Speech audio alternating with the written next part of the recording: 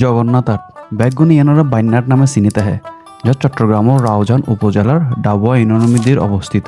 একসময় যথেষ্ট পরিমাণ জমজমাট এবং ঐতিহ্যবাহী আছিল এই বাইনাট ইয়েন, কিন্তু কালোর পরিক্রমায় এখন এই বাইনাট বাজারে এন আগতুন বহুত ছোট এগিয়ে গই। এখন সে আগর মতন তার অতীত জলুস এবং মানুষের যে সমাগম ইয়েন আগর মতন নাই।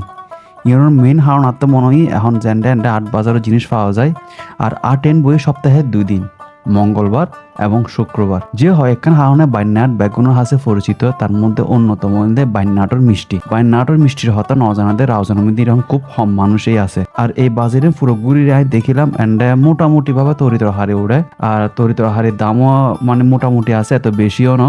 অন্যান্য বাজারের তুলনা করি চাইলে একদম সমান সমানই আছে।